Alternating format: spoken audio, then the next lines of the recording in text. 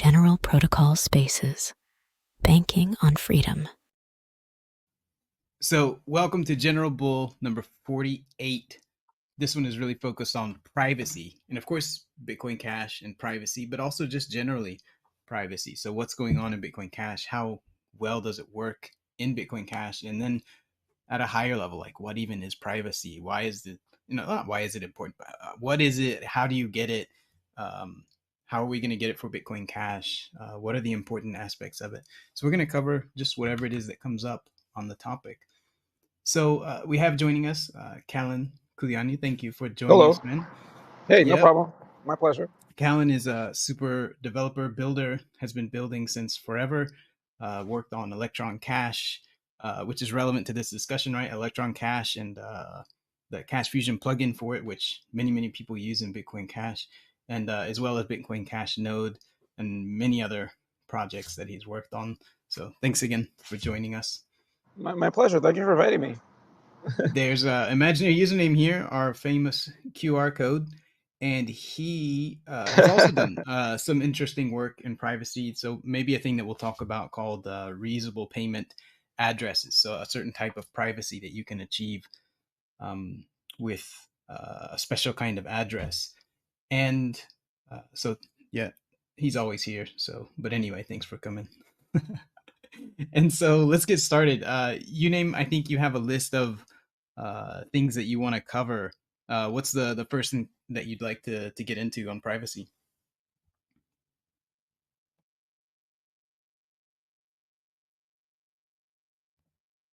Oh, I see. I guess he's still removed. A listener. No, he's been removed. He was in. He's been removed from the speaker list. Let's see if we can get him back in. It's a little flaky for me, that speaker thing. Like, I get invited, and then it somehow I accept the invitation. I'm still not a speaker. I don't know. He might, like, if you have problems, you have to leave the space and come back, imaginary, and then it kind of works again. Yeah, I mean, everything about Twitter Spaces is flaky. Just sometimes it'll work perfectly, but most of the times just multiple things will go wrong. Yeah, so I've invited him back. Let's see if he gets back in. You invited me when I came in, and then I accepted it, and I still wasn't a speaker. I had to leave and come back. I don't know. There's right. FYI. Right. That's what I have to do. That so kind maybe of he thing. can do that too. Yeah, exactly. I don't know if that's what he has to do.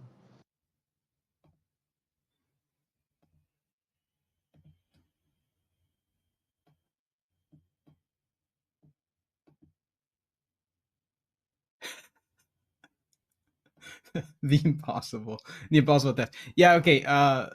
I'm gonna just keep trying in the background to get him added in here. Yeah.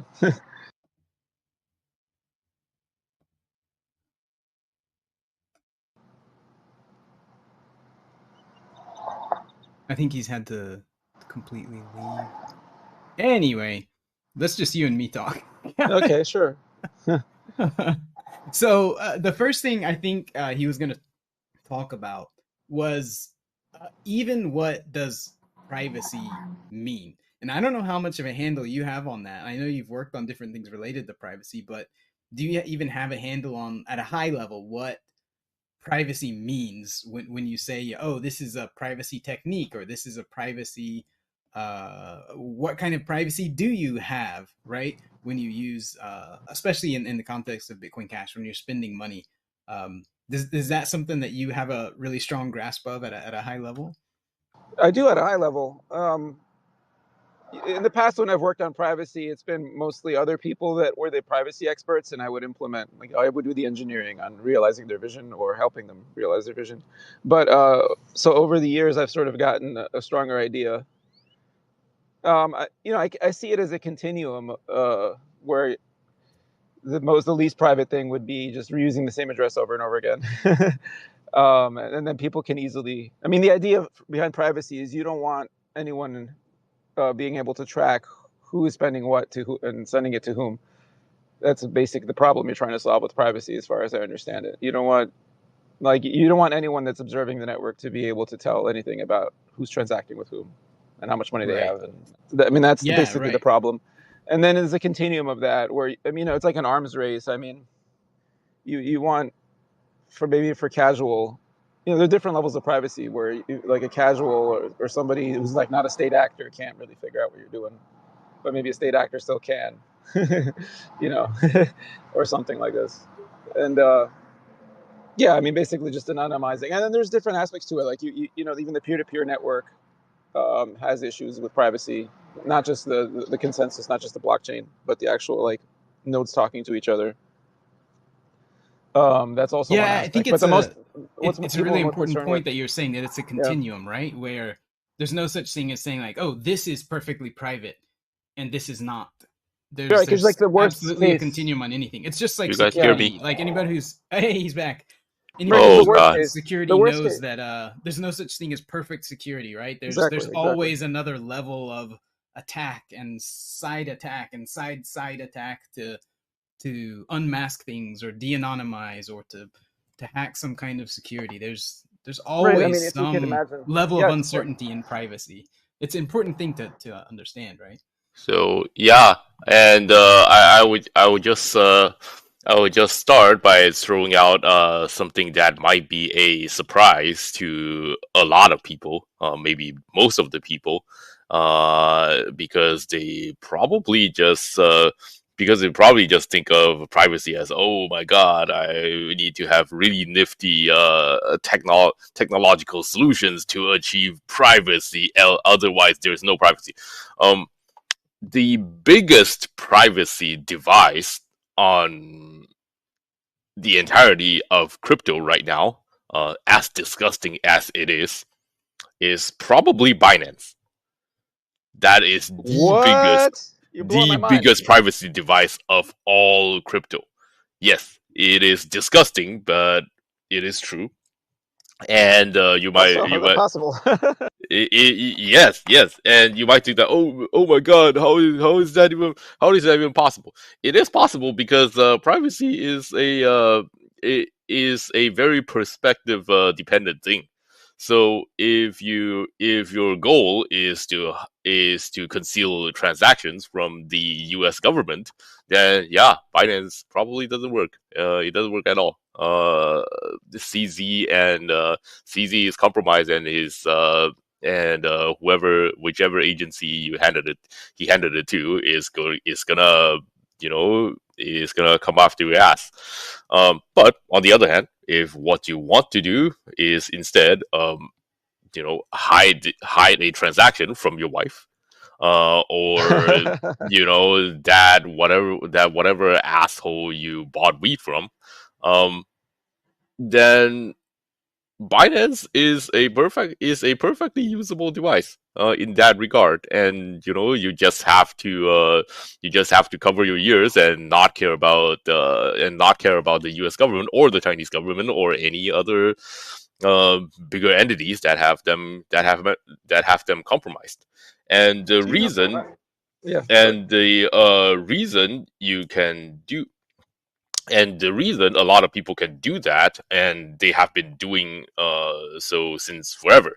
So if we go back far enough, the very first quote unquote privacy device is probably Mount Gox. As disgusting as that sounds. um and so this and there are other custodial mixers that have pop up all around the place. And these devices all share a common thing, which is that um, they obfuscate and conceal your trails on the blockchain, and even the sources. Like, you can just claim whatever about where did your coins come from. Maybe it's from trading gains inside those centralized exchanges, and unless they have a lot of resources to subpoena or just compromise the exchanges, a lot of the smaller actors can't actually get to those information, even if they want to. But this centralized and custodial means obviously have their disadvantages. They can steal your money. They can be compromised. Your privacy is only as good as as good as your next moment of running into some bigger entities that can compromise these guys. So I think it is pretty important to note that these are the problems, like the weaknesses of this privacy means are the problems that we're trying to solve, and it's also part of the reason why it's also part of the reason why the privacy space has struggled so much. Because if imagine if none of these guys exist and everyone who wanted any degree of privacy is forced onto more non-custodial solutions, then that field would probably develop very fast because everyone wants some degree of privacy. So yeah, that's a definitely think I think most people should give a little bit more thought about when they hear the word privacy. So just to put context on that and make sure it's clear that this claim about the Binance or just exchanges in general being privacy devices is that if you are able to exclude and say, look, if XYZ government wants to find information about me, they're probably going to find it, especially on an exchange such as Binance. But to the larger degree of general cases where you want privacy from the people around you and the people that exist in your life, that they are actually quite sufficient as far as achieving privacy goes. Is that kind of what you're? To make the point even yes, to make the point even clearer, Roger Ver is a privacy device. Oh, what do you mean? That made it less clear. Go ahead. Yeah. So like Roger does like crypto transactions with a lot of people in a lot of different coins. So right. If you want to obfuscate the sources of your funds, then sending them to Roger and then have Roger make up an excuse and sending the coins back to you is probably a really good technique. Right, I see what you're saying. Yeah. That makes sense. Yeah. Yeah. So it is important also to whatever privacy techniques like you do, you have to think about, okay, is this technique better than asking Roger? And how is it better? If you can't answer that question, then your technique is probably not going very far. That's a very good way to look at it, in my opinion. Actually, that's like the baseline, right? Just sending it to a guy who does a lot of transactions, whether it's Binance or Roger. Yep. It's like not like a baseline, but a good comparison point, I would say. Yeah. That's good. So, I have answers in my head, but I'd like you can probably explain them better. But explain what it is about Binance, particularly not Binance, right? But any very large exchange. What is it about them that makes them meaningful for privacy? Why is it that you can say that? Like, what are the qualities of it, right? So that we can then maybe apply that to other situations. Yeah. Yes. So this is where we get into a very core concept of any privacy technique, including but not limited to ZK based ones, Monero or Cash Fusion, or freaking Binance and Roger. Like for example, I am probably not a very good privacy device, but Roger is. So the reason for that is a concept called anonymity set.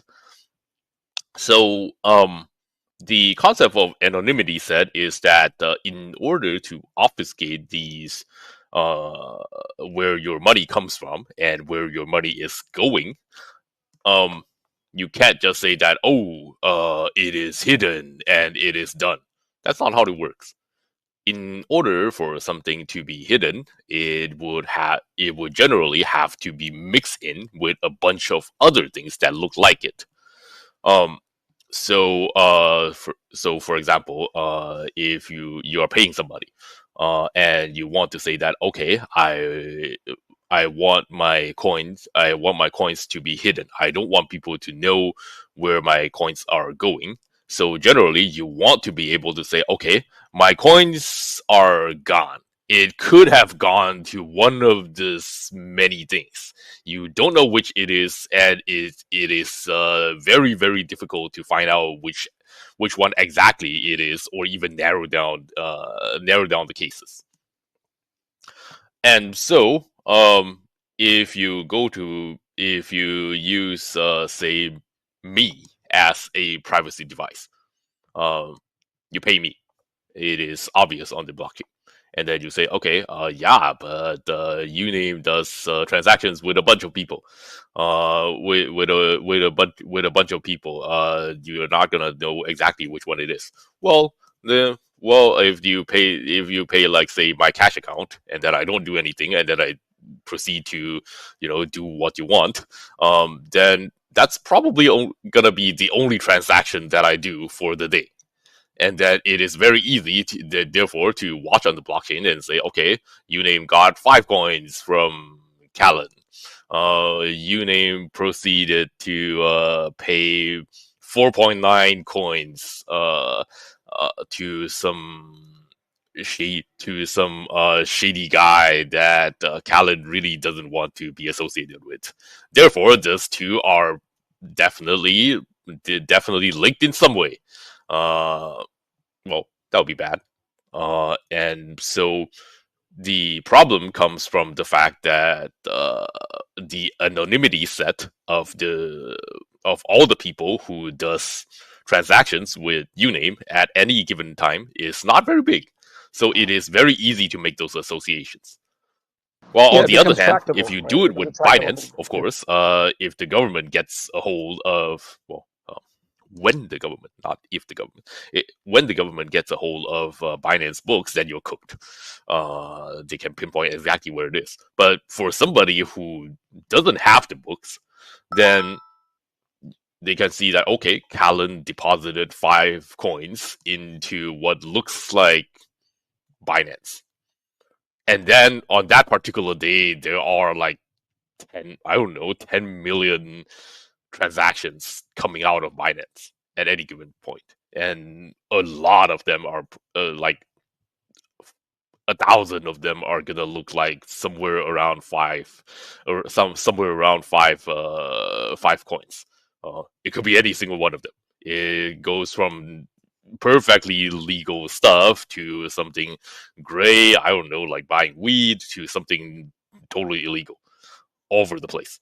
And it is really difficult to figure out which one it is. Well, therefore, you have privacy. Voila. So your level of privacy achieved here is therefore correlating to how many entities are going through the same channel, and therefore can offer you some cover, or again, in the more professional terms, anonymity set. Yep, that's the basic of it. An analogy: you go to the office and you steal somebody's cookies from the fridge, and you think nobody saw you, but it was on Saturday. You were the only person in the office. You're busted. Very good analogy. Yeah. No gosh. anonymity. Callan, do you hear me? Am I talking I do to hear myself? you, yes. Okay, it sounds hear like we me? have the situation where Oh god, I don't hear anyone anymore. Uname can't hear Hello. I should anybody. leave and rejoin again. Yeah, That's man, why it's he flaky. talked over you, Callan, while you were trying to talk. Yeah, Oh no, it's my fine. I God. don't mind. All right. What was it you were gonna say in the middle, right, when he was explaining the anonymity set, and then you I were was saying just, something, but it yeah, got I was cut just off. trying What to- was that? I was trying to sort of underscore his points, like just like if it's a trivially tiny set of 1, it's like the most tractable problem of all tractable problems that ever tractified, right? But if the set becomes too huge, it's impossible to investigate. Let's say you're on a third party, we're just watching the blockchain, and you want to make sense of who's sending funds to who. If the set gets so huge, you can't. No, it's impossible. Like it just becomes, there's too much ambiguity in everything that's happening. You can't even form a hypothesis about which funds are going where. Like when the case, in the extreme case of Binance, which is sending out tens of millions of transactions a day or whatever, or hundreds of thousands, whatever it is, you can't, the flows just, you can't form a hypothesis about which flows are going to whom, because you can't solve that problem. There isn't one solution to that problem. It's like it becomes like an exponentially large solution, which means especially as time goes on, if there's more volume and more people and larger number of people continuously making that problem harder and harder, then right, that's the case. If it's the case they have a huge problem, but it doesn't keep growing, then that's a solvable problem to some degree for someone who's very motivated, right? Yeah, and it's all about to some when degree, you're doing right? investigative But work, as this is going on and on over time, it becomes harder and harder and harder to solve. The problems become bigger and bigger, right? for someone who's just observing, yeah, third party. Because you know when you're basically when you're doing chain analysis, you're kind of doing like investigative work, like detective work, and you sort of form a hypothesis about which funds are going to whom, and then you try to disambiguate. Like you just want one hypothesis to win, if you have enough time and data. But if the anonymity set is too big, it's like you can never form, you can never really prove to yourself which funds went to whom. So it's like you really did nothing. Right. But it depends on people doing things that don't make it super obvious what's going on. So I should make it clear, right? When Uname was saying in his example at a high level, oh, they look on the blockchain and they see that Uname sent, or Callan sent money to Uname. That's not something you can see. What you see is this money went from here to these two places. For example, the most common transaction, you split a coin and you send it to the person you wanted to send it to, and you send the rest of it back to yourself. That's the most common kind of setup. So first of all, the person looking doesn't know, if you did things right and you didn't reuse your addresses, they don't know which one of those two was sent to the person and which one of them came back. Like, first of all, you don't know which one of those was which. Not This only is do you the know which is yeah back. which coin is whose. Hey, welcome back. Hey, Not can only you hear do you us? not know whose coin is whose. Yeah, can you? Oh my god. Can you hear me? Yes, Can anybody yes, hear me? I can. Yes, I can. Can you hear me? Yes, Can you listeners hear me? Okay. Can you hear me? All right.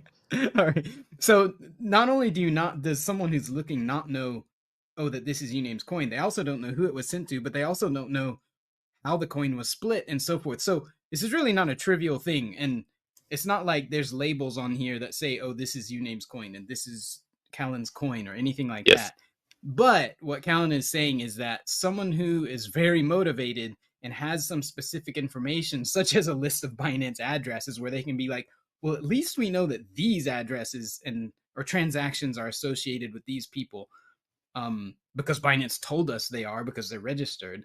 They can get some pieces of the puzzle and then suss out, using these hypotheses, oh, who maybe were these people that they sent money to, and which ones were sent back to themselves, and so forth. So it's not like there's some kind of name attached to each thing, but Yes. there are motivated people who go out there and try to figure out, okay, who is this? Why did they do this?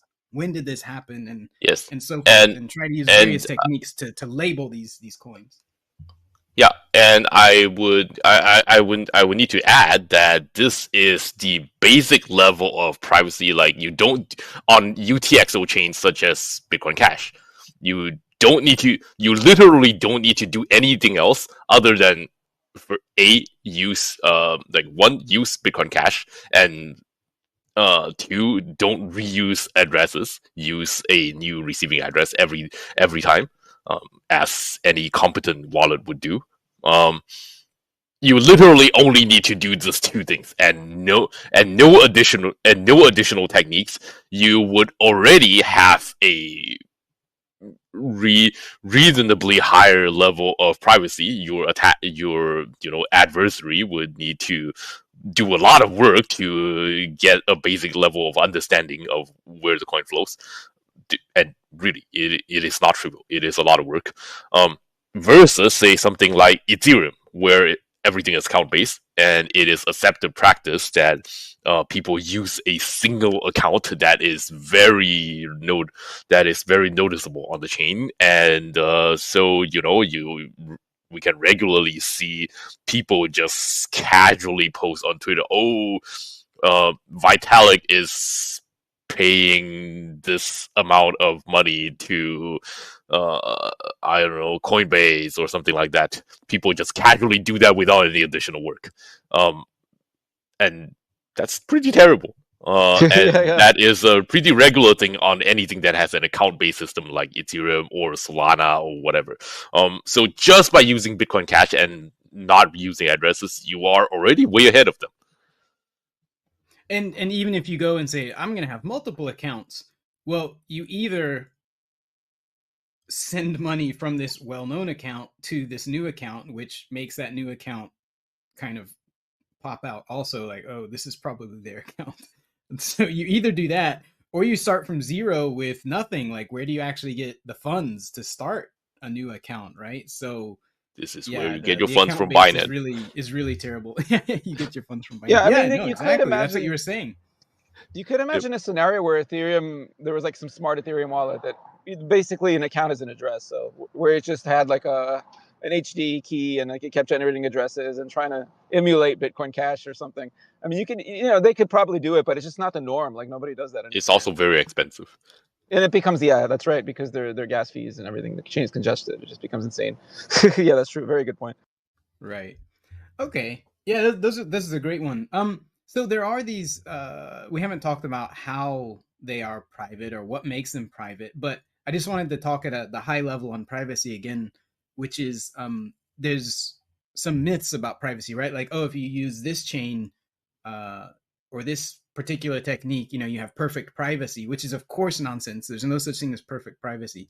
And just as the most simple example of that is, okay, use the ultimate privacy technique, the Kamehameha privacy technique, and then I buy some weed with that. Well, the dude that I bought it from knows who I am, or has Right. sent it to me, or something. And he's right? currently under So, investigation, right? He's currently like, yeah. So as soon as you interact with someone who doesn't have perfect privacy, or with the real world in a lot of cases, or meat space in a lot of cases, right there is like you've busted your privacy, so to speak. Yes. So it's just I think an important thing to get across, right? That there is no such thing as perfect privacy, and like Callan said at the very beginning, it's a continuum, and you're trying to find the right place. And it's not just a continuum, it's like Yunain said, it's a multi-dimensional continuum. What kind of privacy do you want? Who do you want privacy from? For how long do you want privacy, etc.?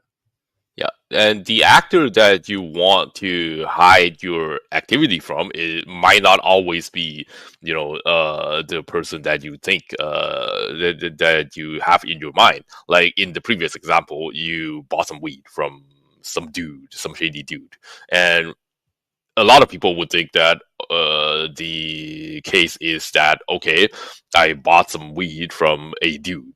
I don't want people to know that I use my coins to buy weed from this dude, and that's what privacy is. But no, in this case, a much bigger concern, at least if I am doing the buying, is that, okay, I bought some weed from this dude.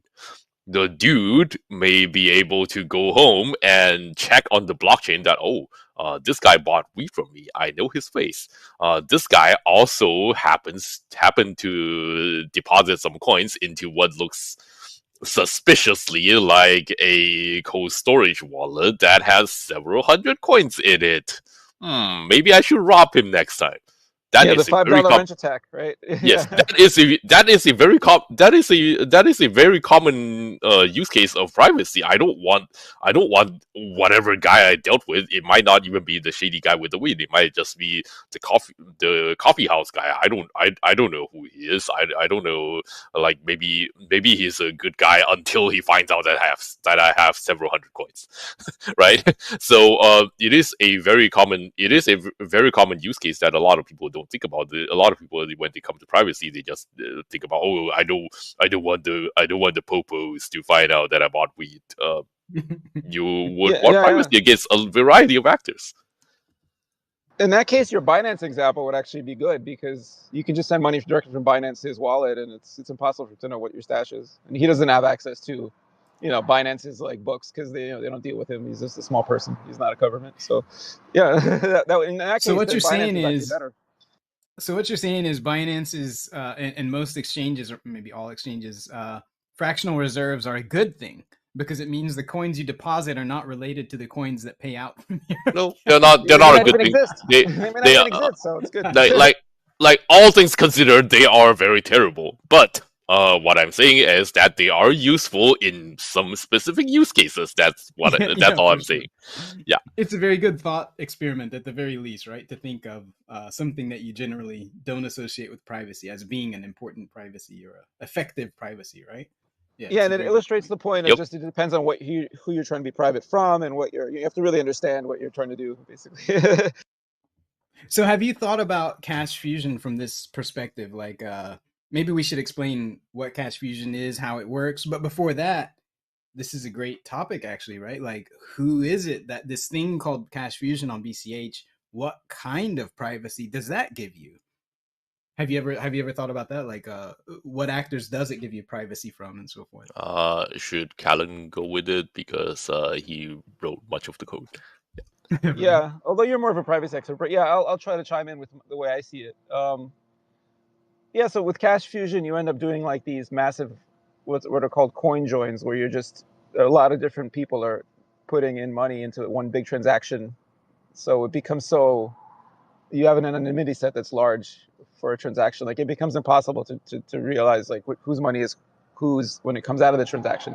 It's like a big mixing transaction. And so that's a good way for, like, let's say you were doing it's sort of, you're like emulating Binance, but you're doing it on chain and decentralized way, kind of, because you have this large anonymity set of money flows, and if you're careful after that, you can then buy weed from the weed dealer, and he has no idea how much money you have. It's and the fact that Cash Fusion transactions are labeled as such, people can tell, oh, this is a fusion. I have no idea how much money he has. This is a big coin join. Oh my god. So yeah, I mean that's sort of the idea with Cash Fusion. I hope that sort of answered the question or was on topic. Yeah, and one big advantage of Cash Fusion, as are most of the other non-custodial techniques, is that unlike, say, Binance or Roger, the mixing service, in this case, Cash Fusion, the mixing service cannot steal your coins. They cannot take your coins and then use it to do weird shit like Binance is known to do. Take your BCH and then pretend they have 100 BCH and then suppress the price by shorting. That's what a lot of people. That's what a lot of people have speculated that they are doing.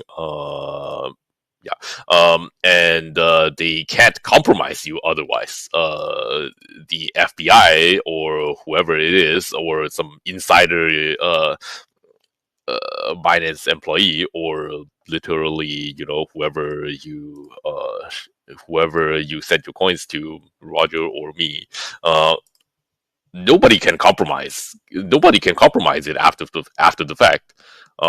They just see one big mixing transaction, and the math is really hard, and that is about it. There's nothing more they can do, and importantly, they cannot steal coins. And not only can they not steal your coins after the fact or identify after the fact, but the action of a Cash Fusion transaction is not something where you can lose coins either, because the transaction either happens and you've through the mechanism, that the way that it works, you've set up the transaction and agreed to the transaction, and it happens, or it doesn't happen and your coins never moved. So there's no way to lose your coins that way either. So yeah, it's not only that they can't steal it, it's that you're not giving them to anybody either. In a Cash Fusion transaction, the coins leave from your wallet, and they, in the same transactions, come back to your wallet. There's no intermediate third party in the middle who's handling your money. That's a good point. Yeah, and even further, like, maybe tangentially, even like one argument can be, oh, but there's a Cash Fusion server. Like, isn't that like that one monitoring who is assigning transactions? But even the Cash Fusion server doesn't really know who's it's using Tor and like anonymizing techniques to sort of mitigate that or prevent it completely. But maybe that's a different topic. I don't know. But yeah. Yeah, no, there's no such thing as perfect privacy, right? So of course there's always attacks. There's always some either direct attack or, as people say, right, side channel attacks, where you come at the question from the side and not saying, well, let's not try to untangle this transaction, which is mathematically impossible to unentangle. Let's go take a $5 wrench to the people that we suspect might have been involved with it and seize their computers and figure out what's up.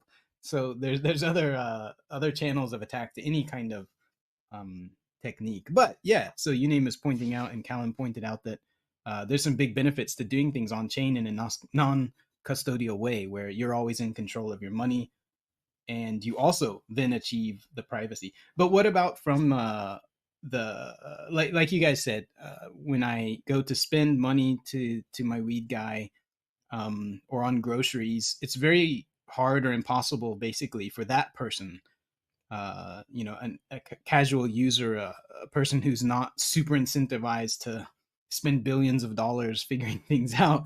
They're not going to look back and be able to figure out what my money is, where my money is from, how much I have, and so forth. That'll be pretty much safe to say impossible for them. But what about a state level actor? Does it give you some kind of privacy from, of course, again, there's no such thing as perfect, but does it give you some level of protection from a state trying to observe and suss out You guys who hear is who me? and who's sending money? I Uh, would say yes. Depends which state and how motivated they are, right? If it's like your local government, like New Jersey state, they're trying to do a criminal investigation on you. I think with Cash Fusion, they're going to give up. They're like, because there's no one they could subpoena. Like all they have is subpoena power, right? They don't have like a spy agency, right? They're the state of New Jersey, so we presume they don't have a CIA or whatever, an NSA. So they're not going to do anything like shenanigans, right? They're not going to install viruses on people's computers. They're just the state of New Jersey. They can't, all they have is a tool of subpoena. So there's no one to subpoena with Cash Fusion, so they can't figure out anything. Right. That's and it really depends on the level of sophistication. Like the state of New Jersey, probably not. The state of New York, maybe they can do a little more. Maybe they can. Yeah, you never know. Yeah, yeah, and that is where Cash Fusion and other non-custodial techniques have a major advantage.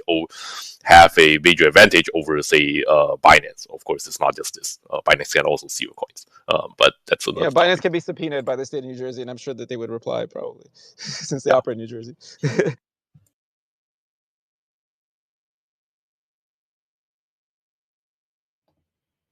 Yes. All right. So actually, that's the high level stuff, like privacy, and we just talked in general about Cash Fusion.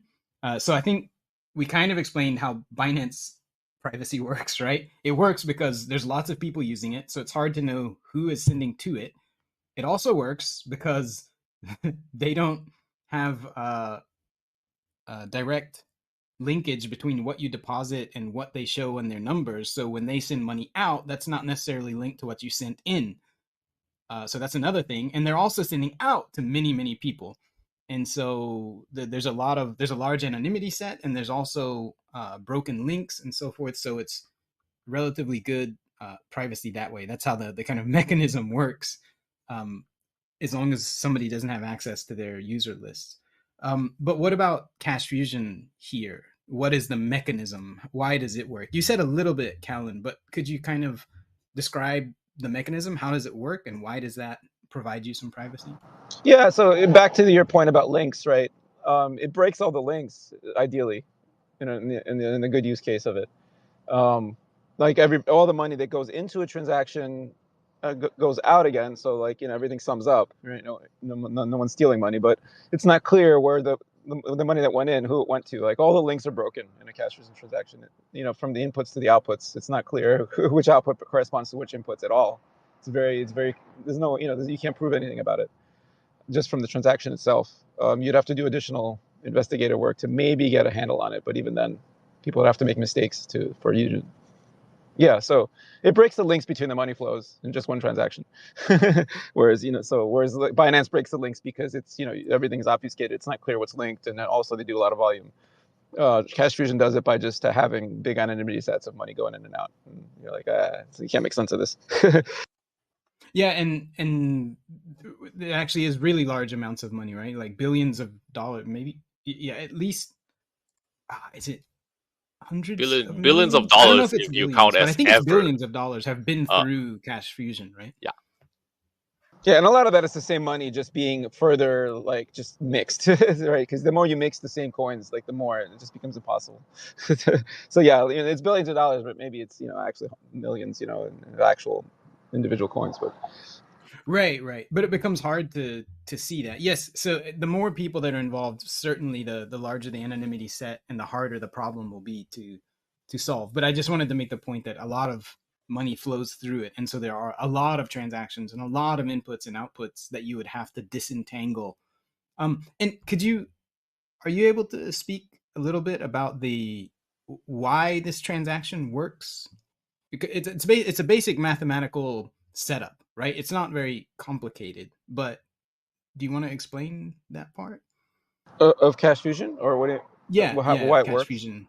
Because Cash Fusion is different. Like even if people are familiar, if they hear like a coin mixer, they probably have an idea of what that means. And Cash Fusion is different from other coin mixers. Yeah, so I mean, the math behind it was developed by Mark Lindenberg, and I just sort of took his word on it. He demonstrated to me in a convincing way, and I forget how he did it, but and to other people that the way the money is combined, like is very carefully done, so that you can't figure out anything about the links Yeah. between inputs and outputs. But I Hey, don't know the details do of you the guys math hear or me? anything. Do you guys hear Yeah. me? Yeah. So I'll just talk about it on a very high level. So in most other non-custodial techniques, like the most common ones prior to Cash Fusion on BTC and BCH is CoinJoin. So the way CoinJoin works is that everybody agrees to a standard amount, like say 1 BCH, and then everybody joins through one sort of cryptography magic or the other. And then everybody puts 1 BCH, like 10 people put 1 BCH into a single transactions, and then everyone gets it back through that.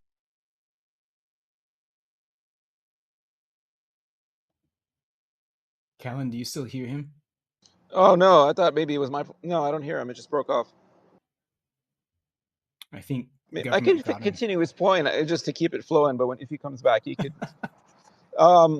Yeah, he's talking about the fact that CoinJoins uses like the same amount. Like it would always be like 1 BCH going in and then 1 BCH going out, which is awkward because then, yeah, maybe let him finish it. He's back.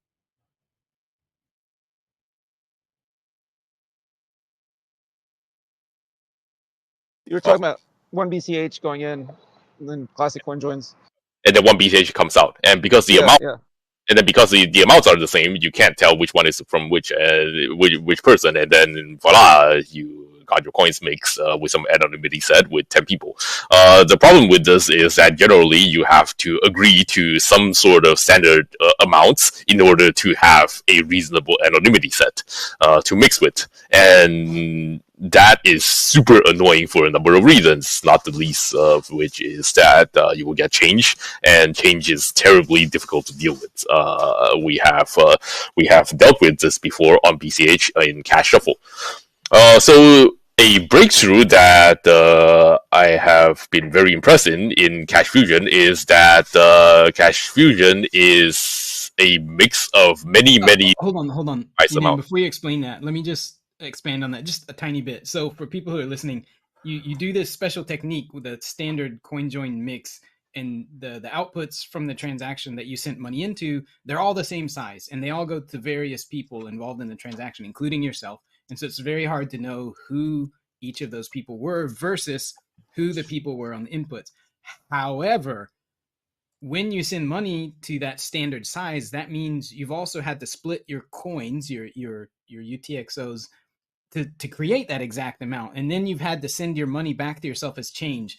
Now, whatever went into that transaction is linked to your change, which is not private. And now you've got to deal with that change. So it's kind of a recursive problem that just gets worse and worse as you collect change after dealing with these, because you can't just throw all the change in the same place, because then that helps to de-anonymize everything that you did in those CoinJoin mixes. So the change is a really serious part of the problem here. Back in the Cash Shuffle days, many proposals have been have been suggested on how to deal with the toxic change problem, and I posted one of the more amusing suggestions, I think, which is that the toxic change that people collect should all be just donated directly to BCHN, and BCHN would be that anonymity set a sink for everybody. It's a win-win, right?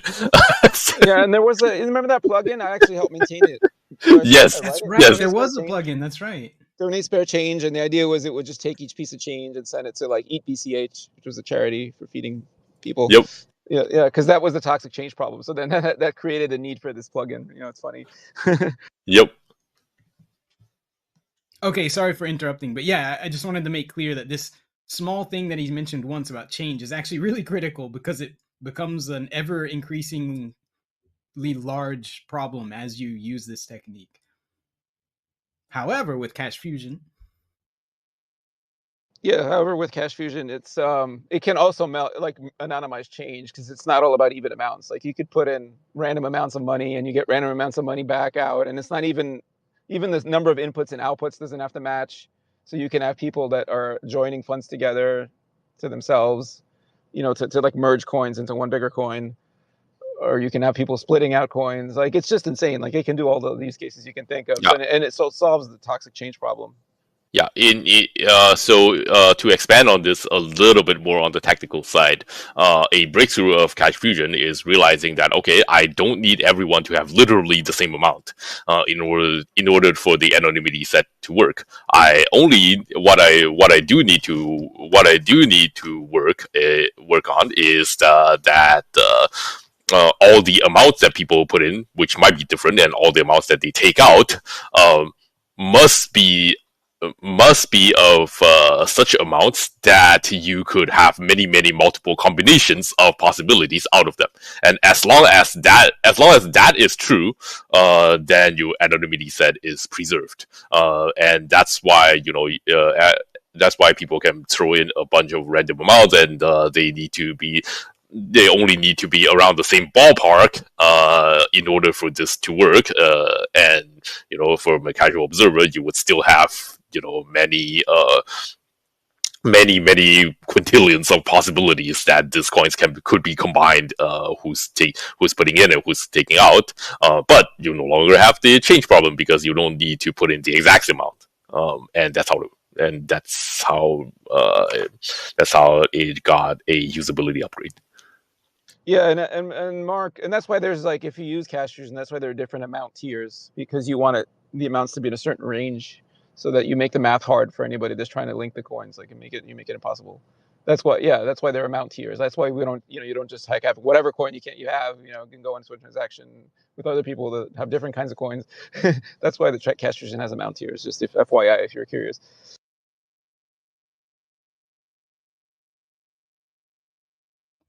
I'm not sure if you mentioned it, but if somebody wants to look it up, the name of the basic technique that it uses is the knapsack problem. So it uses the reality of this thing called the knapsack problem, which is a famous statistical setup or puzzle, and it uses the math behind that to say that if we do things in this way, you might think that you can just sort out, oh, well, if this person put in 2 coins, because one person might put in 1 or 2 or 3 or 4 coins. You don't know how many coins they put into a transaction.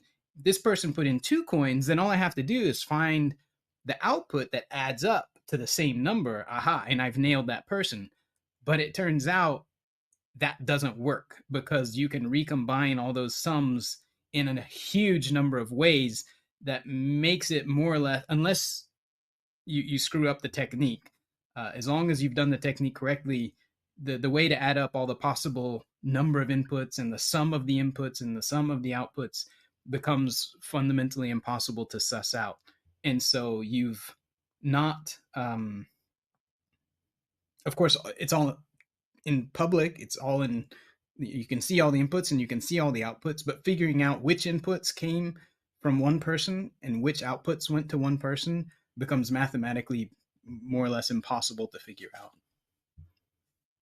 if you look at that one transaction in isolation. Now, like I said before, there's side channels, right? There's other ways to attack the problem, such as looking at what happened to the money before it went into the transaction, what happens to the money after it leaves the transaction. So there's always holes and issues with any technique.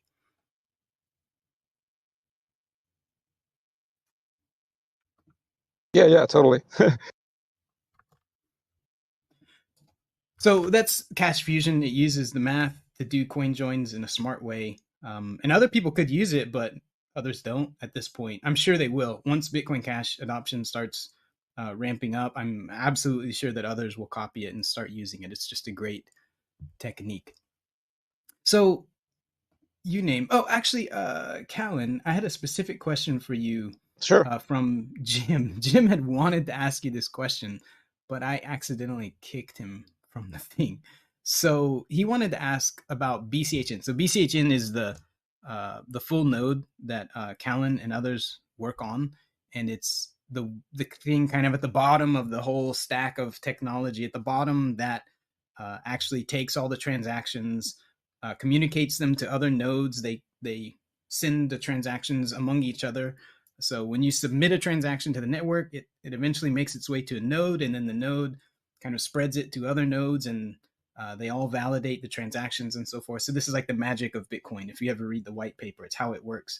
And the full node is at the bottom. So Callan works on BCHN, and Jim has a question. It's a series of questions that get to the point that he actually wants to ask, which is BCHN P2P communication encrypted? And P2P encryption communication, I think Callan can explain what that is. So that's the first question. Second, if not, is that bad for privacy? Basically, could a state level actor do some attacks based on the communication, P2P communication, not being encrypted? And then third is, is that something that you think we should prioritize? How hard is that to do? So that those three questions. Yeah. So no, it's not encrypted, to answer the first question. And Bitcoin Core has developed a module where you can do encrypted. They're trying to move their whole network over to a P2P encrypted. Could you explain real quick first, like what is meant here by P2P communications? Jim and I know, but I guess the average listener maybe won't know exactly what it means, the P2P for a full node. Like, what does that mean? Right. So, I mean, the whole network is a decentralized peer-to-peer network. It's kind of like a BitTorrent, but different, but kind of the same in some ways, where every single node on the network is basically receiving transactions, keeping a mempool. Any node can actually mine a block if it has enough hash power, but most nodes don't. There's no one node, there's no central node. Like each of the nodes replicates the whole network, kind of, and they talk to each other. The one thing they have to do is they sort of have to coordinate with each other. What are the transactions currently that we're looking at? And so that's where the peer-to-peer network comes in handy. Right. Otherwise, if it was just one node, it would be a centralized server. So the nodes basically each of them can receive a transaction. Usually, it would be from like a front end. Let's say Binance, right? Binance has some interface to a node. Let's say, ultimately, like you're using their UI to like send yourself, 5 coins to your wallet. Binance ultimately is going to talk to its node, its Binance node, that then talks to the rest of the network and says, "Hey, this address sent 5 coins to this address." And so that ultimately goes to the peer-to-peer network, any transaction, right? And then miners can see what transactions there are in the mempool and can decide to mine blocks. So yeah, that's the peer-to-peer communications. The coordination of what transactions exist in reality at the current moment is, that problem is managed by the peer-to-peer network. And the coordination of what blocks have been mined and what blocks exist is also managed by the peer-to-peer network. So I hope that answers that. Yeah, thank you. Appreciate that. Now, what was that? What was that else? What were the other points? So is that dangerous, right? Like, to what degree, and as we have discussed, to what actors, what type of actors, and to what degree is that bad for a user's privacy, right? Because the user doesn't do the thing on the node does its own thing, but does what the node does that then cause problems for a user's privacy? Well, it depends. So, on some basic level of analysis, the peer-to-peer network is just talking public information that anyone can see if they're just connected to the network. And then most of that information ends up in blocks anyway, which anyone can see. So on some level of analysis, you could argue, like, why even bother encrypting the peer-to-peer network? Because it's all public info. And that's probably, I suspect, why Satoshi never designed it to be encrypted. So, just the raw data that the network pushes through is not a secret. It's all open, it's all decentralized open data. But what becomes interesting is like the metadata, as the NSA would call it, like who's talking to who and who's sending who information. Like if some transaction originates in in some node in China, and you could sort of observe that somehow as meta information. And that's not information that's in the network itself. Like if you ask a Bitcoin Cash node, hey, where did you get this transaction? Was it from China? It doesn't have that information. It's like, no, what are you talking about? We don't track that. But because it's unencrypted, you can figure out if you maybe have a lot of resources, or you have an in at like some ISP that, hey, this transaction came from China. Sort of metadata. Right. And so the technique on that one would be to make it more concrete. I think would be you have to have a lot of resources, right? So first, we're talking about people with very significant resources, and I think that's why Jim was asking specifically about state actors. But for example, you create nodes and you hook them up to all kinds of nodes, and you slowly try to figure out, for one thing, where are these nodes? Who are these nodes? So you're trying to figure that puzzle out, like who are these nodes I'm connected to? And then the other is you notice, oh, I received this transaction in my node from over here. This was the very first place that I saw it. So the user who submitted this transaction is probably related to this node somehow.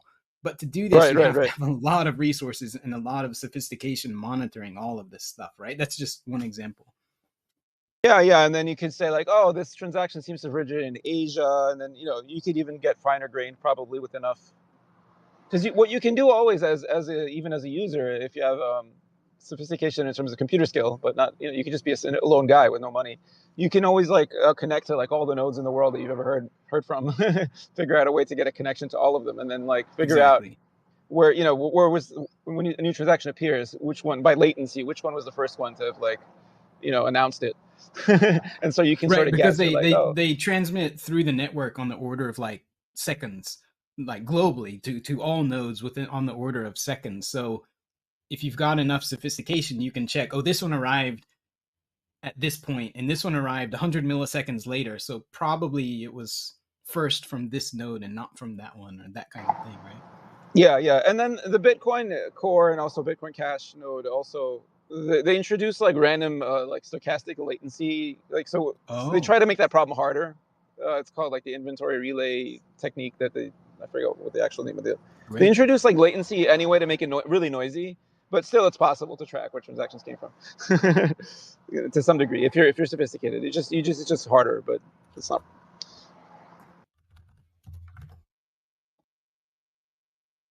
So yeah, so there's that level. So if you do everything really, really encrypted. Hello? Yeah, go for it. Sorry. I'm not sure how, like, if you encrypt everything that's being sent, that doesn't really solve that problem necessarily. So yeah, I actually don't fully understand why Bitcoin Core is like encrypting everything. Probably. Well, from you combine that with like Tor point of view, if you IP anonymization, if you encrypted all the P2P communication. Oh, right, because if I have a node and you transmit it to me, well, then I have to be able to decrypt it, or else that's meaningless. So the only person it's meaningful for is someone who doesn't have a node and is just like observing the wire in like some backbone data center somewhere, right? That's why you're saying it doesn't solve that problem. Yeah, it doesn't. I mean, actually, so I'm not an expert, and I'm convinced, they're not dumb guys, or maybe they are, but not dumb in that way.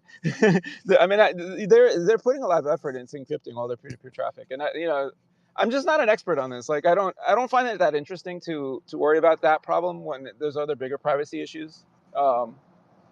So I actually am not the best person to answer this question, but I don't necessarily know what the value is in encryption. If someone can answer that question, if any of the listeners can, maybe I'm just dumb. Like, just to be honest with you.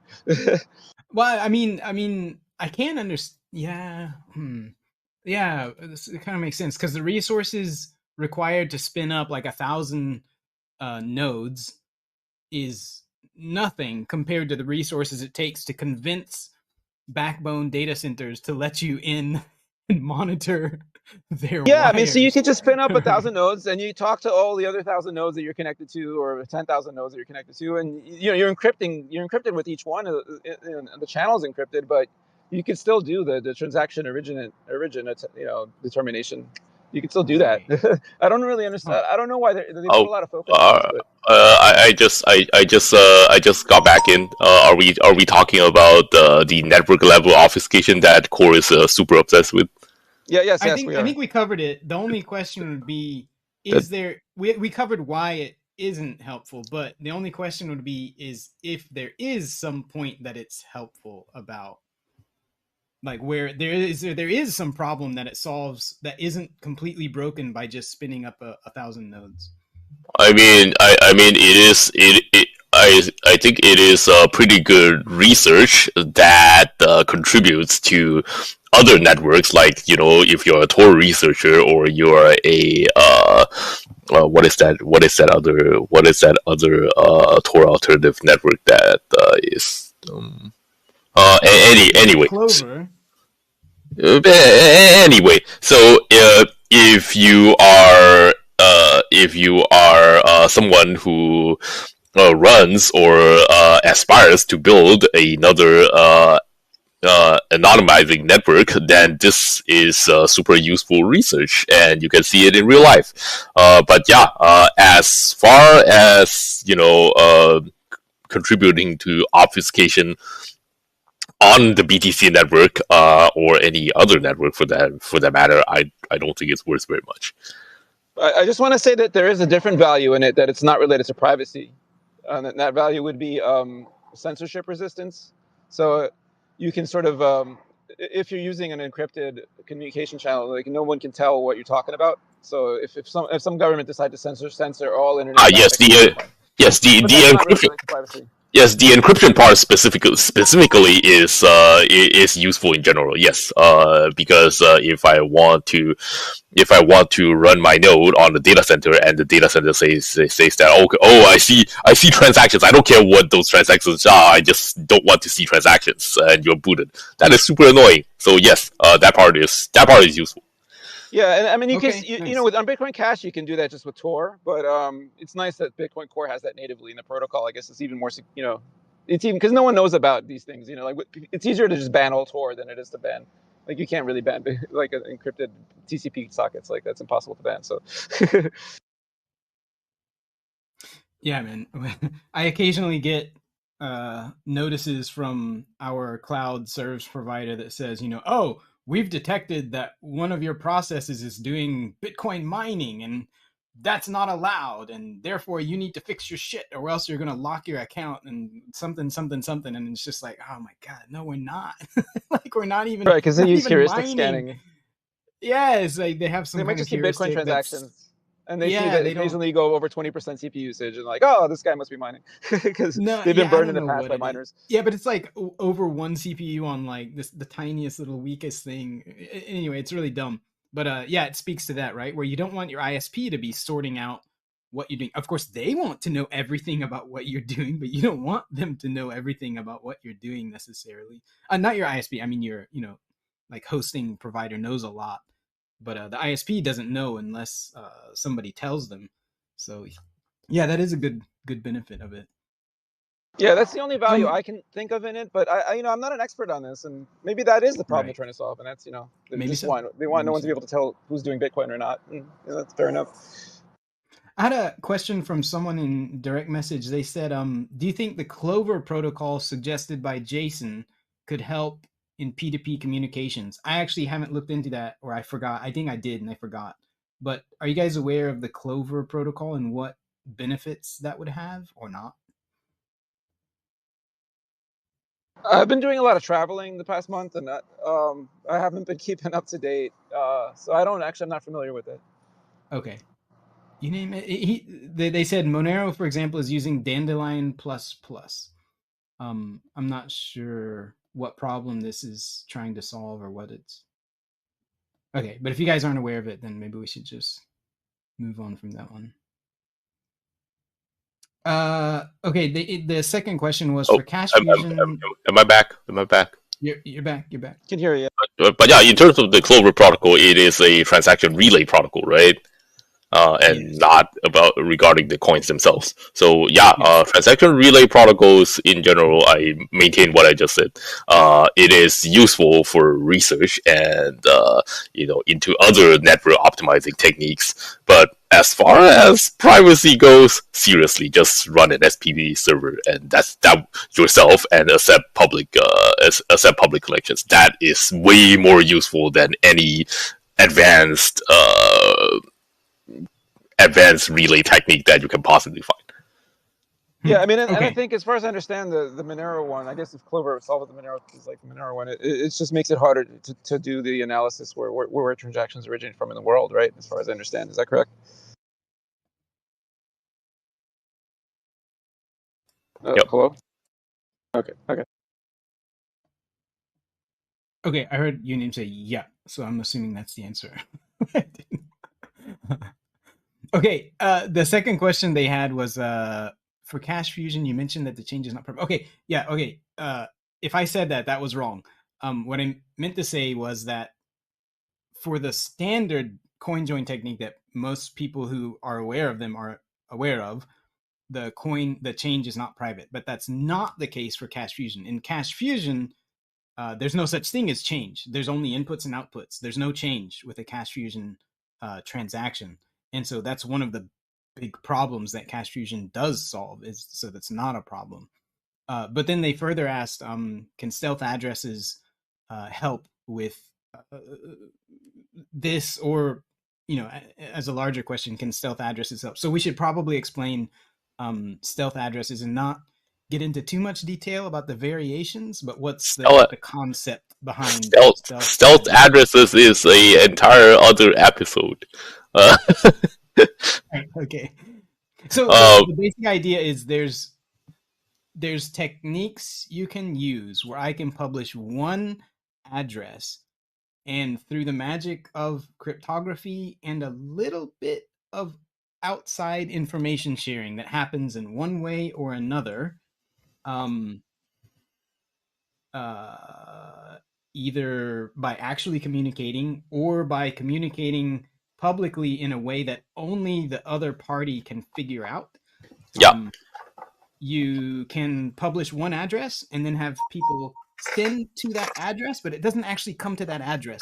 It comes to some other address, which is sorted out by the other person understanding your stealth address and understanding that, oh, I can send money to this person with this technique. Yes. And magic. And then when I figure out an address, and that address never existed before. Nobody has ever used it.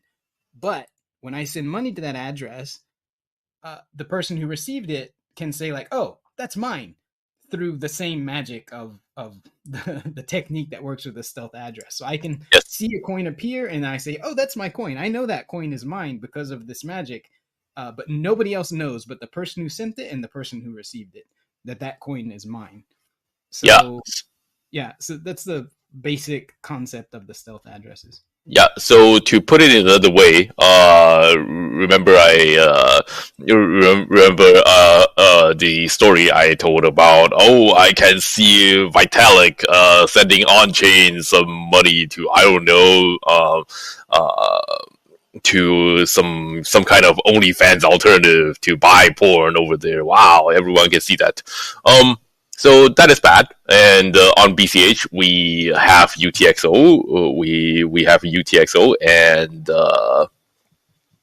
it is already much better by default as long as you don't reuse addresses.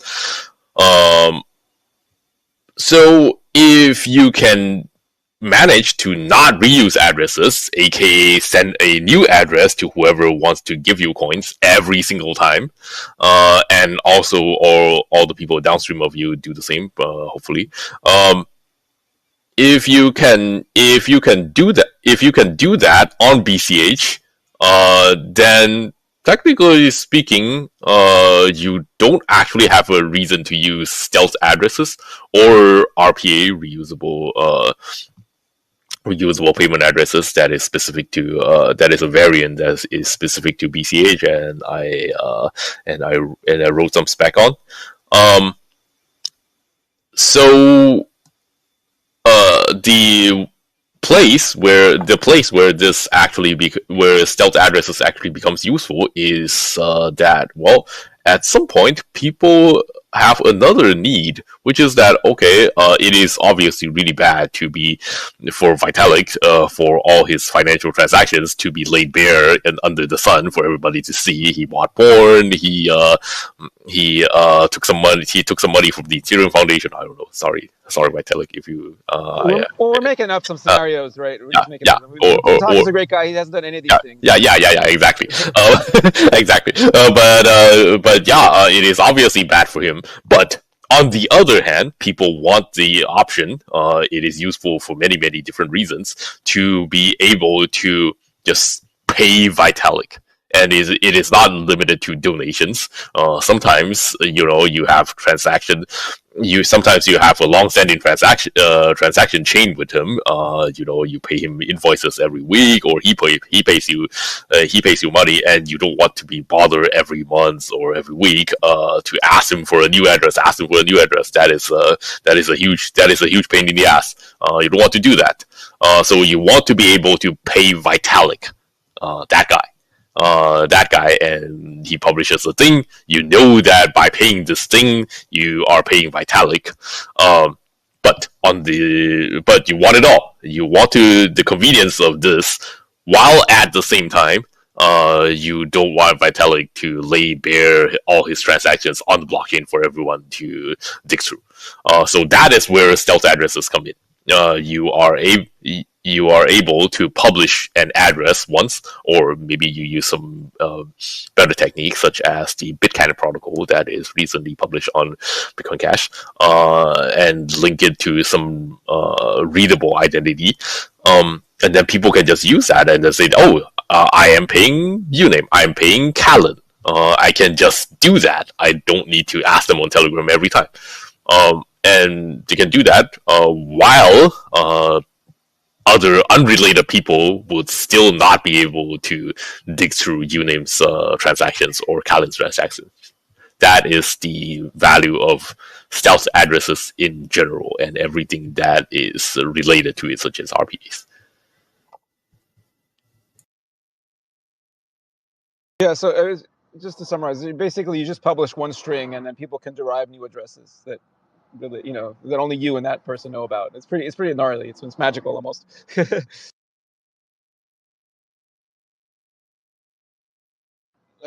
definitely feels like magic until you understand, how it works. Like once you get into the details of it, it's like, oh, it's kind of like Bitcoin itself, right? Before I read the white paper, I was like, that's so dumb. Digital money is never going to work. And then you read the white paper and it's like, oh, it does work. That's kind of cool. And I wouldn't have thought of that. And the same thing with stealth, various forms of stealth addresses. It's like, no, that doesn't work. That sounds like absolute magic, and it's not possible. And then you learn the technique, and it's like, oh, there is a little bit of trick to the magic, and it is possible, right? So there are ways to do this thing. You go through different phases. You start with, oh, this cannot work. That's bullshit. And then you go to, wow, this works. It is magic. Holy shit. And then you go to, wow, this is not magic. It's just really clever. And then finally you get to, this is really clever and I can make use of it. I'm a magician. Holy shit. Yeah. Yeah, it's cool. Yeah. Nice. Yes. Yeah, exactly. There's a lot of this stuff that becomes magic. And this gets into a whole huge topic which is the user experience of privacy techniques. As long as the techniques require even like a minimal level of technical sophistication to use them, that pretty much makes them inaccessible to the vast majority of people, right? Because people are busy and have shit to do and don't really have time to figure out all kinds of special things and understand the technology and whatnot. So all of this stuff has to be super easy to use and kind of be built in by default to a lot of places. So it's a hard problem to solve, privacy for more and more people. On that topic of the user experience and solving it for a lot of people, there was another topic I wanted to cover, which is, so there's other coins, networks such as Monero, and they make it a very central aspect of the chain. Like every transaction is private according to some definition of private, right? As we've established, there's no such thing as perfect privacy, but highly private according to some definition. Why is it that Bitcoin Cash doesn't choose to, become like that? Is that something that would be desirable for Bitcoin Cash to do or not? So I have a very strong opinion on this, but I wanted to ask you guys first, why is it that Bitcoin Cash doesn't go in that direction? Why is it not going in that direction where every transaction has privacy, some privacy technique applied to it? Should I run with it? Yeah. Yeah. So there are two parts of it. So first, would it be a good thing or a bad thing? I would say that will be a bad thing. And the second part is, okay, you think that, okay, we know that Uname thinks that it would be overall a bad thing. Would it be useful? And to that question, I would be even more aggressive than the previous one. I would say that it would be useless. And so on that, I would have to explain a little bit. So would it be a bad thing? Yes, I think it will be a bad thing, and many other people have explained elsewhere why that would generally be a bad thing, because we want auditability to be a thing on Bitcoin Cash, and there are many places where very easily accessible tracking is actually something that is desired. You want to be able to very easily prove to people that you want to prove to that, okay, I paid this guy, I got paid by that guy. That has many use cases, and making it, there are ways to do that on some privacy coins too, but making it more complicated is bad. And also, we generally have an overall audit of our coin supply on Bitcoin Cash. Nobody is printing any money, and while many privacy coins claim that, in many of them, that has already been proven not to be the case. Prime offender is Zcash. They have a huge money printing probably in their previous cryptography, and then they just shrug their shoulders and say, okay, we'll basically reset the supply by saying whoever gets coins out before we switch algorithms gets it, and the other ones are lost in this huge pot of whatever that nobody knows what's in there. That is terrible. So overall, it is a bad thing. But I would have to also explain a little bit of why I think it will also be useless. Because I wanted to add another reason why it's a bad thing. So there's a cost to doing things in a way that adds privacy, right? There's a cost to it. And for a chain like Bitcoin Cash that wants to be globally used for all use cases, obviously not all use cases, but all basic use cases of money, you do not want to add a thing that makes it more cumbersome than necessary. Another way of looking at it is you want it to be bare metal. You want it to be as efficient and fast and cheap as possible. And if you want to use privacy techniques, you add that on top through whatever technique you want to use, which we can get into later, that Bitcoin Cash can use many privacy techniques. But yeah, that makes it's actually a bad thing in my perspective, because it reduces it raises the bar to using Bitcoin Cash by making every single transaction more expensive than it would need to be, more expensive, slower, more latency, etc., than it would need to be if you didn't use that technique. So right, it makes Bitcoin Cash more expensive to use, which is a globally bad thing for those who are doing something where they're not trying to add privacy to the specific transaction. Yeah, and on top of that, the very concept of I would say mandatory coin specific, like mandatory privacy throughout the coin is also useless. And let me explain that a little bit. So the reason of that is that if you think back to the anonymity set argument that we had before, the bigger your anonymity set is, the more useful your privacy technique is in general. And so the argument of mandatory privacy coins is generally that, as long as we can make this anonymity set everybody, and that would be sufficient to that will be sufficient to force it to be as big as possible.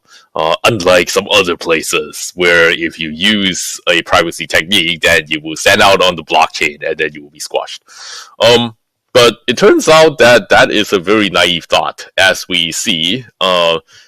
Forcing, because the world is not limited to your coin, forcing the anonymity technique, the anonymity set, the privacy technique, to everybody on your network, on your coin, mainly just makes your entire coin stands out, because your coin does not stand in isolation.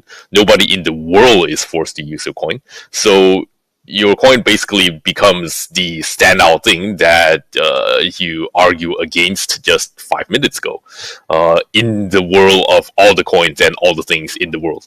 And then instead of worrying about, okay, would I stand out if I have to set on my blockchain, on my optional privacy blockchain, I now just have to worry about, would I stand out just by using this very freaking coin, this act itself.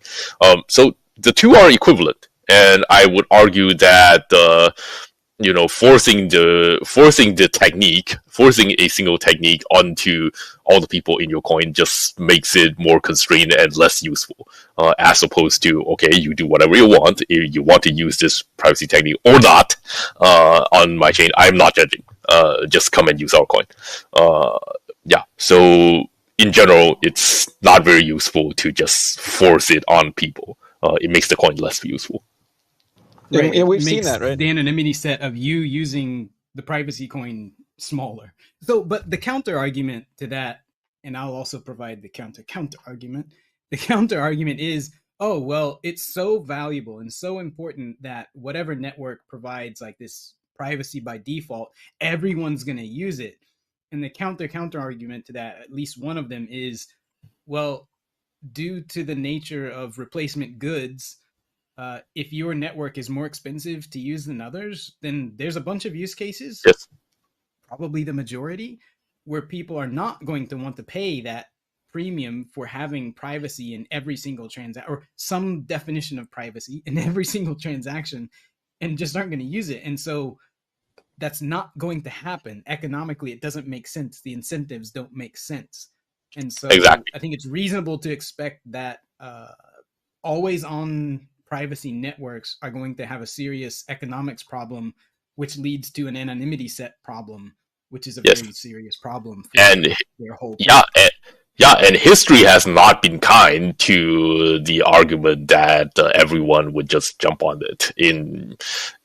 Not only have they not taken over the world by storm, they have also not taken over the crypto world by storm. And I would argue that the scene has actually gone to the opposite direction. It is horrible. People have actually, people started from Bitcoin and Bitcoin chains in general, and then there are some privacy coins. Activity has gravitated towards less and less private things. It is absolutely horrible. So the argument that, just by making my coin entirely private, it will take over by itself naturally, that has not been proven true at all whatsoever.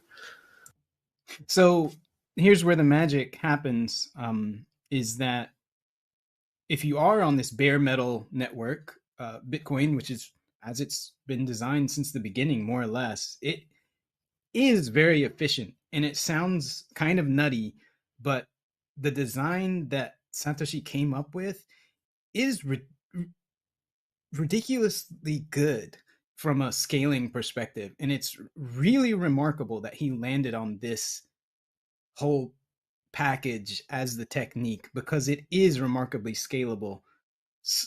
Despite anything you've heard from people who say Bitcoin doesn't scale, they're full of shit. What it is, BTC doesn't scale by choice.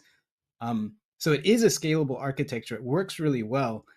And then once you have that, you have cheap, fast, and now it's very programmable, as it has been since the beginning, but it's become even more programmable on Bitcoin Cash.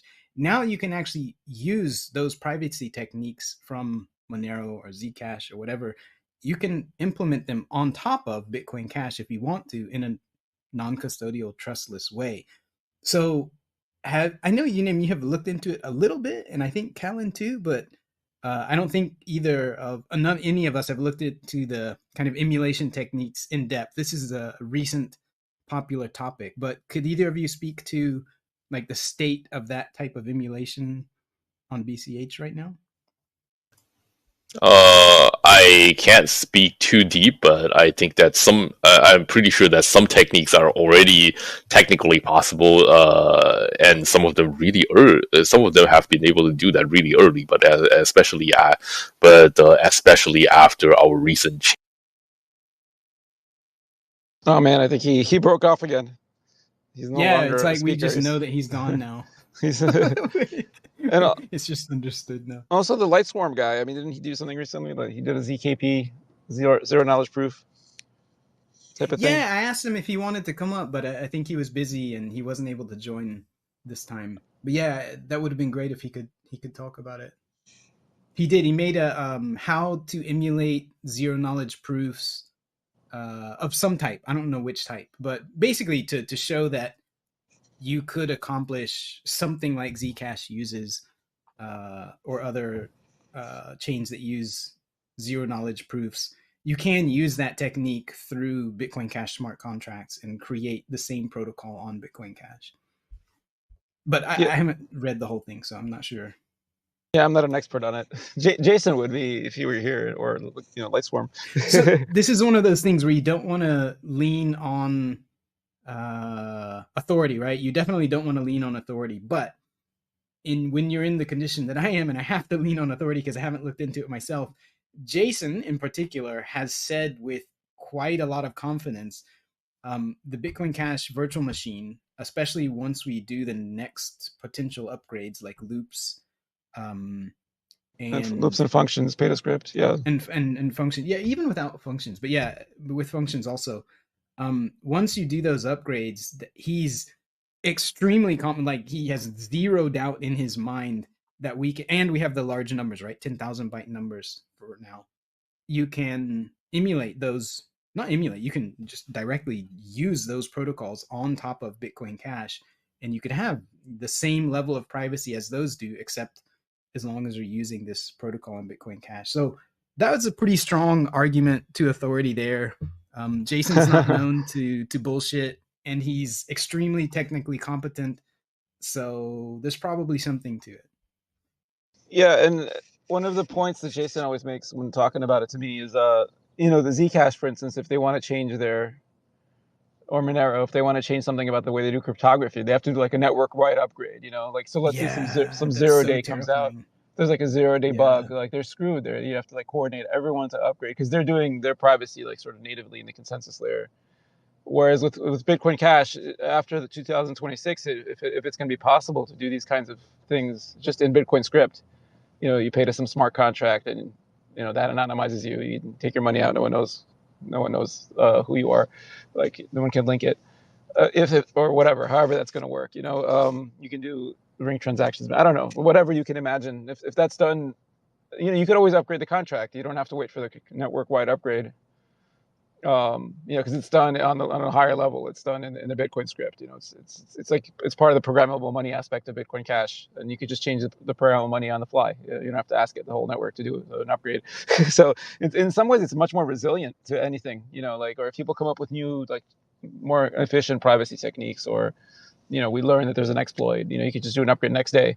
Whereas with Zcash, they have to wait like whatever 3 months to coordinate everybody, or 6 months, or depending on the urgency. So that's really cool. And then Right. people could also experiment with new privacy techniques. You don't have to spin up a whole new coin. You could just spin up a smart contract on Bitcoin Cash.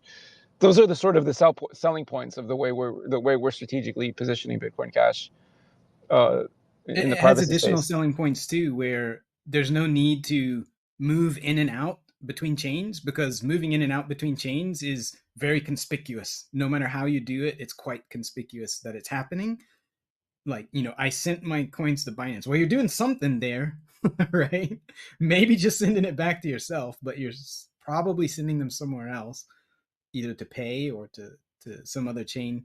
So there's one thing, like, you don't have to jump between chains, which is conspicuous and very counter to the concept of privacy that you want to achieve.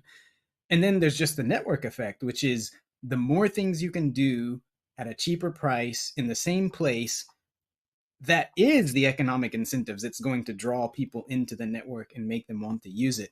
Because, okay, as long as I'm holding Bitcoin Cash, I can do bare metal transactions. I can do some kind of Monero bulletproof technique, or FCMP, whatever it is, technique that you want to emulate. You can do that. Or no, I like ZK proofs. I can do ZK proof technique number 1. I can put my money into that, or I can say, oh, I really want to use this new, right? You have the choice, and it's all in the same network. There's no need to move in and out of the network. So this is, I think, the correct economic incentive model that is going to make it more useful to more people and make the anonymity set larger for everyone involved. So yeah, there's other benefits as well. Absolutely, could not agree more. You name me back. He went to speaker and then back to listener for some reason. Oh man. Oh my god, it wouldn't be a Twitter space if something like this didn't happen. Yeah, right. But yeah, Even the 1 or 2 famously, times that Elon we Musk- had like a perfect Twitter space were like unicorns. It's like, did that really happen? Did nothing go wrong? All right. Well, we've been going on for an hour and a half, so there's still so many other topics. Like, for example, digital identity. I've had an interesting thing where, for me, digital identity is an obvious thing that makes sense to use for the same reasons as I just said about network effect. To use the cryptography that you have in Bitcoin Cash to achieve digital identity, which is, in my mind, it's something you can't avoid. It's a useful thing. Having identity is important and useful. But I've had a very negative, strong reaction from people, because as soon as they hear digital identity, they think, oh, it's a government controlled something, something, something. And it's like, hold up. No. Digital identity is, identity is a very important subject and tool. If you want to look at it from a very utilitarian perspective, Yeah, I mean, it's a not something PGP. you can just will to disappear, right? And so Yeah, it's doing it in necessary a in some use way that cases. works well and puts that privacy in your control and that identity in your control is really important, precisely so that your identity isn't controlled by some other, government agency or And company in or whatever. general, having names is useful. Yeah, exactly. Having a name is useful. Yes. So anyway, but that would Even if probably it's be a whole imaginary, nother right? topic. But it's related to this whole privacy. Maybe we'll come back to another time on the same subject. But yeah, did you guys want to add anything to wrap up before? Yeah, I can just add a little bit of optimism. I think Bitcoin Cash is moving in a great direction with especially with we're like unleashing the scripting, the VM, so you can do all these cool things with the VM.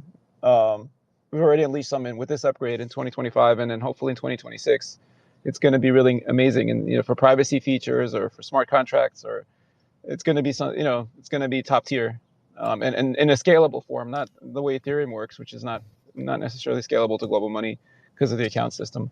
So it's pretty exciting. Like, anything you can do on Ethereum, hopefully you'll be able to do on Bitcoin Cash. That's what it's looking like. So that's, we're using a UTXO model, so a different model, but programmatically speaking, anything you can do, which is going to be really cool. So yeah, as far as privacy goes, I think privacy is going to be more and more possible on Bitcoin Cash, and more. It's going to look really good. So that's my optimism about it. Nice. Same.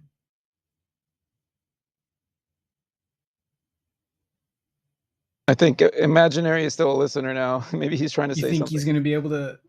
It says Yeah, listener for me. It's just like a random number generator if he's able to speak or not.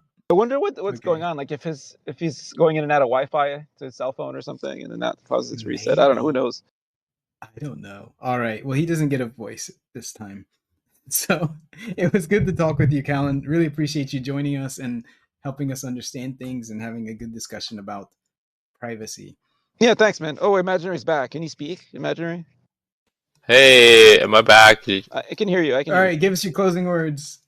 Yeah, as usual, we have all this great basic protocol level stuff, and infrastructure is provided at some level, but we need more entrepreneurs to play with to play with this and build stuff on top of it, not just limited to privacy and everything else. So yeah, come build yourself. Yes, that's it. Nice. All right. Well, take care, everyone. It's been great to have a talk. Hope it was useful for some of you, and we will catch you next time. Take care.